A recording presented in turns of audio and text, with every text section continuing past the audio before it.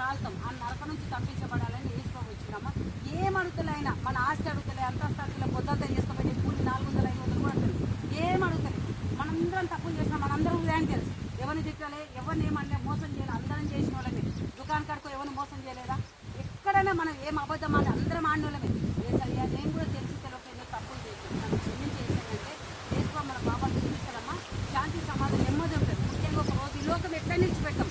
100 ఏళ్ళైనా ఒక రోజు చచ్చిపోతాం చెప్పండి.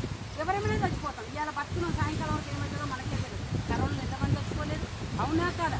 మళ్ళీ రేపటి దినం బతుకో లేదో కూడా తెలియదు. మన పనుకున్నాం లేదో లేదో కూడా తెలియదు. మనం ఏదో ఒక రోజు చచ్చిపోతాం. నమ్ముకుంటామా? సావు అనేది గరీబోనికి వస్తుంది, ధనవంతుడికి వస్తుంది. పేదవానికి వస్తుంది, ధనవంతుడికి వస్తుంది. ఏసీలో ఉన్నందుకు వస్తుంది, రోడ్డు మీద పడుకున్నాను కూడా వస్తుంది. మంచిగా కట్టుకున్నానికి వస్తుంది, బంగారు వేసుకున్నానికి వస్తుంది, గరీబోనికి కూడా వస్తుంది. సావు ఎవరిని వదిలిపెట్టదు. మనం యేసుప్రభుని నమ్ముకొని ఈ లోకంలోనే మనం బతుకున్నప్పుడే మన జీవితాలు యేసుప్రభుకి మనం యేసయ్యా నేను తెలిసిన ఒక తప్పులు చేసి క్షమించమ్మా. యేసుప్రభు మన పాపలు క్షమిస్తాడు, శాంతి సమాధానం నెమ్మది వస్తుంది. అమ్మ ఒకసారి కన్ను మూసుకొని నేను చెప్పినట్టు మీరని ప్రార్థన చేసుకున్నాం. వచ్చినామా నీకు ఎరా?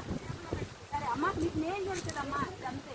ఆయన ఏం అడతలే, మన హృదయాన్ని అడుగుతుంది. మన హృదయం యేసయ్యా నేను తెలిసి తెలియక తప్పులు చేసి నన్ను క్షమించాలి, మన పాపాలు క్షమించడమ్మా. మనకు మేలు జరుగుతుంది. అంతే.